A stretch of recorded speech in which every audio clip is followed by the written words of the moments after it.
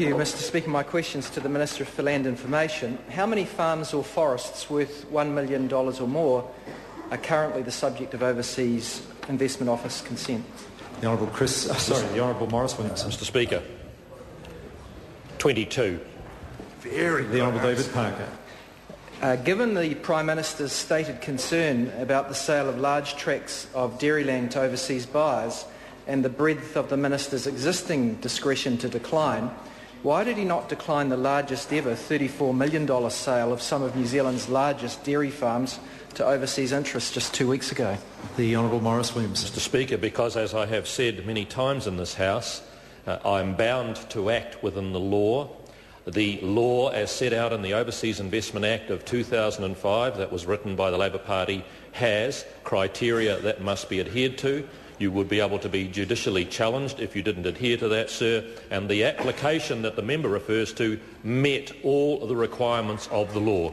The Honourable David Parker. Why does the Minister pretend that he does not have the broad discretion to decline farm sales now if he chooses to exercise his existing discretion?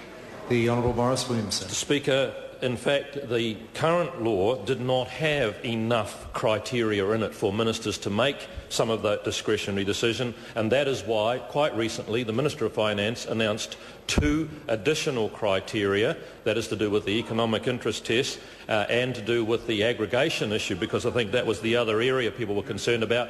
And once those criteria come into effect on the 1st of December, ministers will have more tools in the toolbox to make those decisions. Jonathan Young.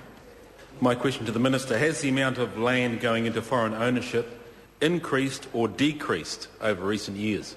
The Honourable Maurice Williamson. Mr. Speaker, I think I can best answer this by giving the exact numbers, sir.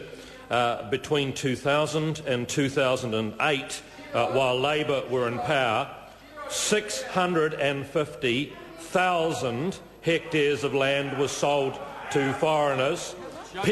650,000 hectares of land was sold to foreigners, peaking in 2006 in just 1 year, sir, of 383,000. I must say, sir, in that 1 year, Labor did decline one application.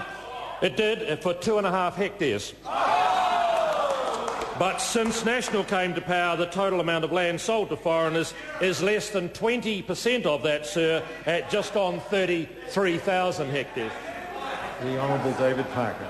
Can't the Minister see that the way the discretion has been exercised by him and his predecessors proves the need to narrow the Minister's discretion as proposed by Labor, rather than just add 2 more criteria that the Minister can override? The Honourable Maurice Williamson. Mr. Speaker, I think the member himself is basically calling into question his own performance, given that that discretion wasn't... That discretion... Oh, we learned. It took 8 years, it took 9 years, but we learned.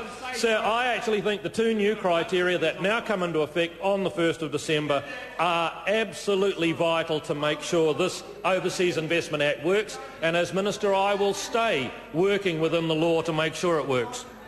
The Honourable David Parker.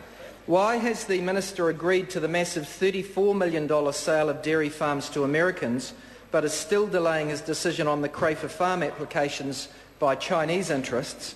And is this because of politics and xenophobia? And if not, what's the reason for the delay? The Honourable Maurice Williamson. Mr. Speaker, I think this is really easy. The American application came to me from the OIO ready for a decision. So we made it. The Crayford Farms decision has not yet come to me, so I haven't. Question number 8. Material.